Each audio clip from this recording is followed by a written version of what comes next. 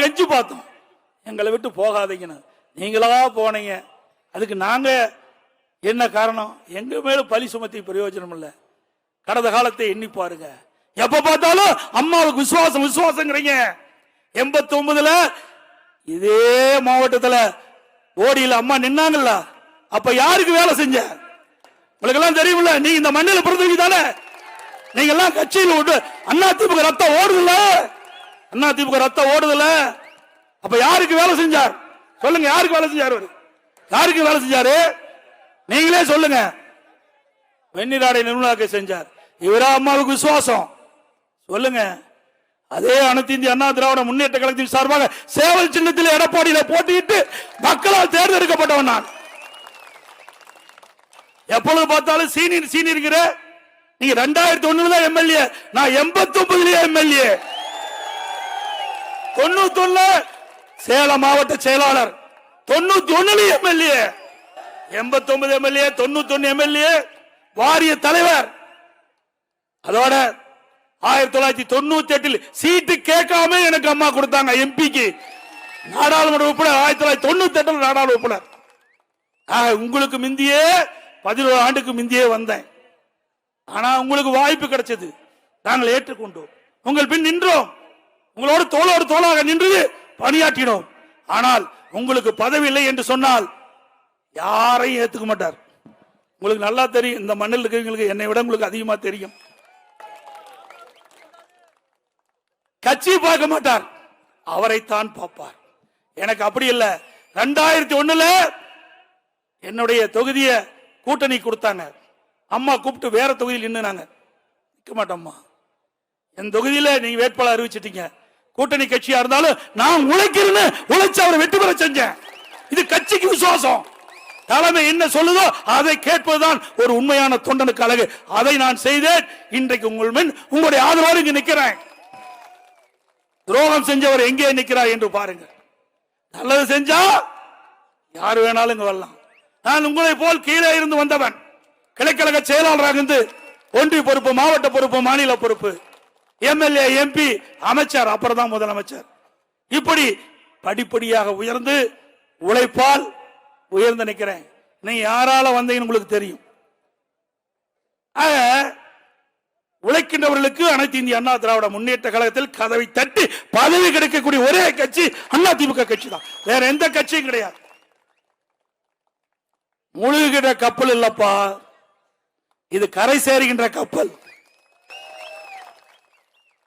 இந்த கப்பல்ல ஏறணும் பிழைச்சுக்கலாம், கப்பல்ல ஏறாதவன் நடுக்கல்லே போகலாம். யார் நடுக்கல்ல போறான்னு உங்களுக்கே தெரியும். இன்றைக்கு என்னை பொறுத்த வரைக்கும் நான் எந்த மேடையிலையும் யாரையும் தவறா பேசினதில்லை. இவர் கூட நான் அண்ணன் தான் சொல்றேன், ஏன்னா நம்ம வயதிலே மூத்தவர்.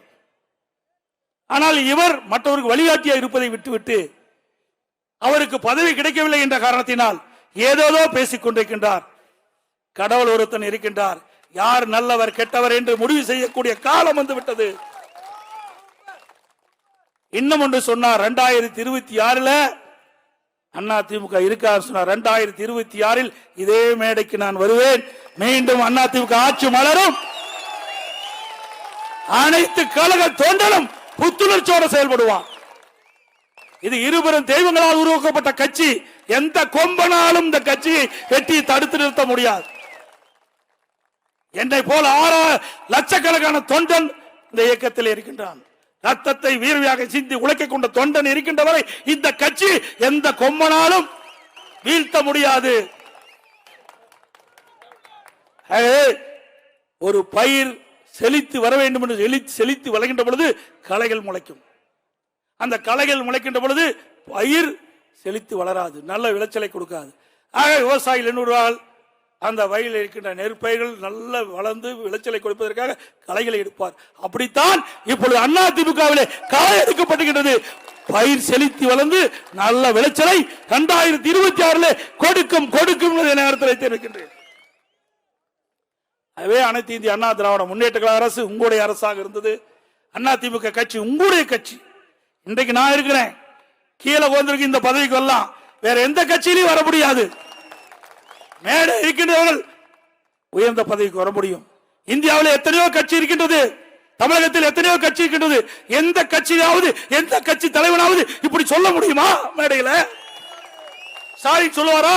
தனக்கு பின்னால் உதயநிதி என்று சொல்வார், உதயநிதிக்கு பின்னால் இன்பநிதி என்று சொல்வார். ஆனா அண்ணா திமுகவில் நான் ஒரு பொதுச் செயலாளர் இல்ல, தொண்டன் அத்தனை பொதுச் செயலாளராக பார்க்கப்படுகின்றேன். அதனாலதான் அம்மா எனக்கு பின்னாலும் 100 ஆண்டு காலம் அண்ணா திமுக தொடரும் என்று சொன்னார்கள்.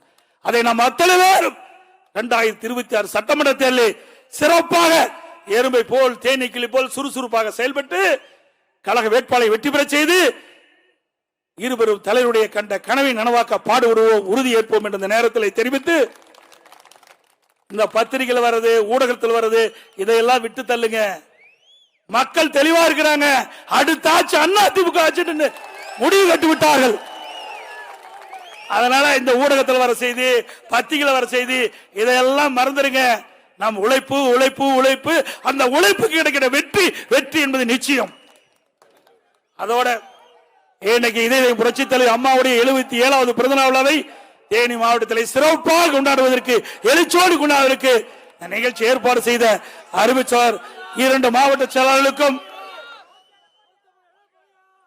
என்னுடைய நன்றி தெரிவித்து, அதற்கு உறுதுணையாக விளங்கிய அறிவிச்சார் உதயகுமார் அவர்களுக்கும் மற்றும் இணைந்து பணியாற்றிய நகர கழக செயலாளர்களுக்கும், தேனி நகர செயலாளர்களுக்கும், கழகத்துடைய அத்தனை மட்ட நிர்வாகிகளுக்கும், வருகை சிறப்பித்த அத்தனை கழக தொண்டர்களுக்கும் நேரத்திலே நன்றி தெரிவித்து, இன்றைய தினம் ரம்லான் நோன்பு மாதம் தொடர்கிறது.